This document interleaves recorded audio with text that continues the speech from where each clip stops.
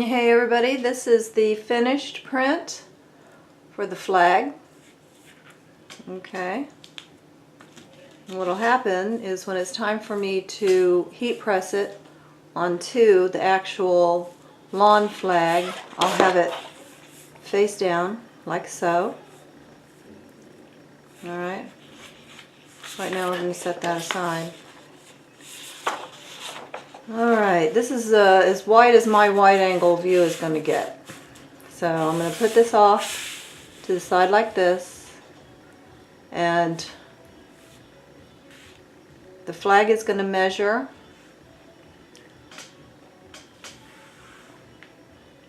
11. The print will be 11 by 16. Okay. This flag, finished dimensions are 13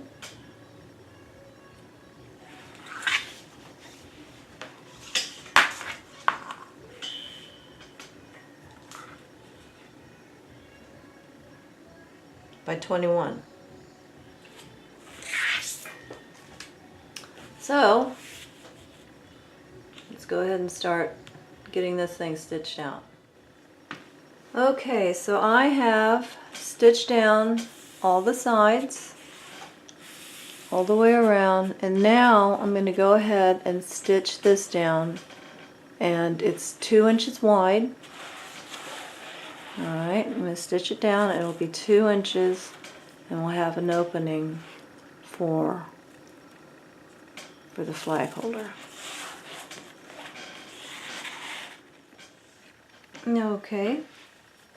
So here's my finished flag. Got a 2-inch border. Got the quarter seams all the way around. Alright. Here's my design.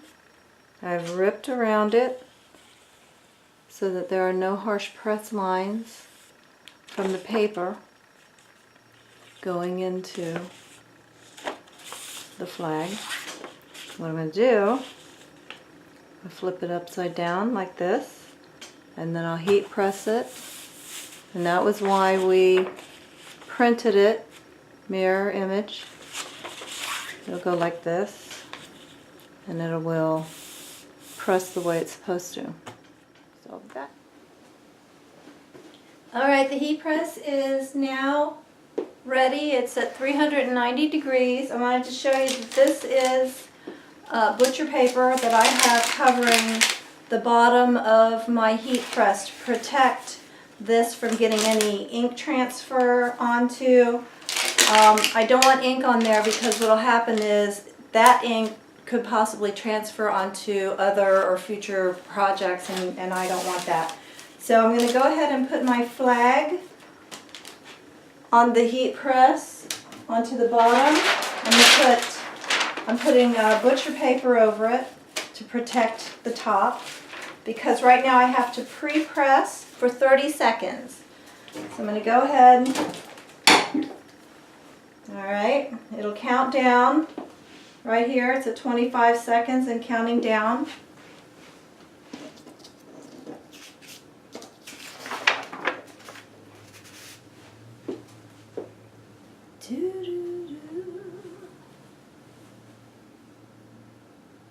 Eight, 7, 6, 5, 4, 3, 2, 1. Alright. Top plate will come up. And the purpose behind pre-pressing is to get the moisture out of the garment or the flag or whatever it is that you're doing. Okay. You put the design on there. I'm going to put it face down. Alright. Make sure it's right side up. There we go. Put this as close to the bottom as possible. I'm going to eyeball the bars, separator bars, to make sure that they're pretty even. There. Okay. Start putting heat tape on here to hold down the design to the flag.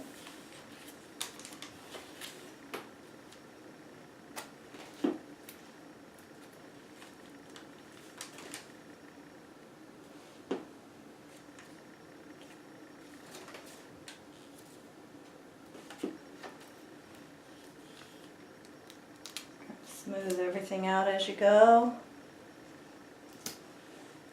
Try to have your tape ready, cut when it's time to use it. I've got little strips cut here and there. I put it everywhere.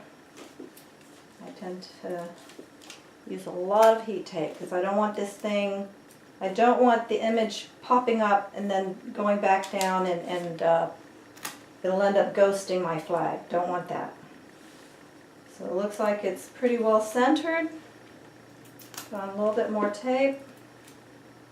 Get tape everywhere. Always be careful because this is hot. 390 degrees, you're going to burn yourself.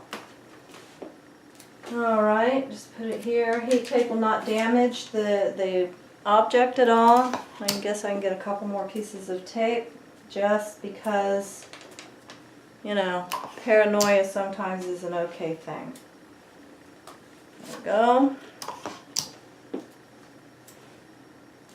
Alright, so we've got this taped down pretty good. Alright, so I'm going to put the butcher paper back on. Back on the top, everything's taped up. Looks like it's pretty straight. I sure hope.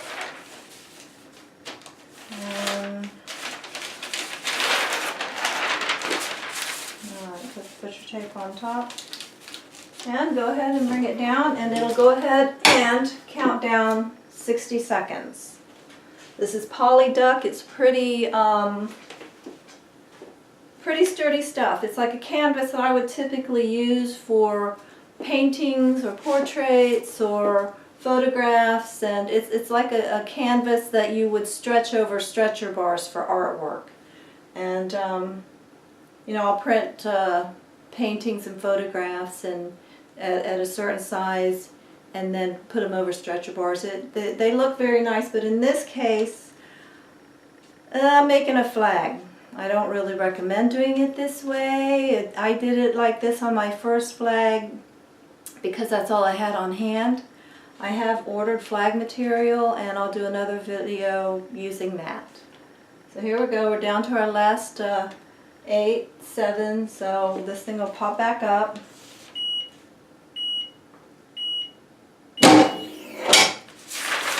There we go. You can see the image on there a lot better because it's pressed in.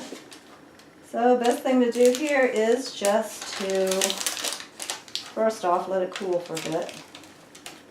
Alright, just grab a corner and rip it off. Rip it off. And there you go.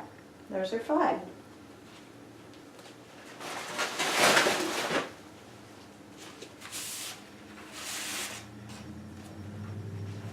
That's how you make a garden flag. Ow, ow, ow. Hot, hot, hot, hot.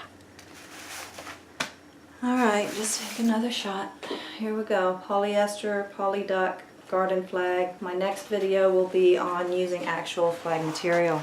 Thank you for joining me. Bye.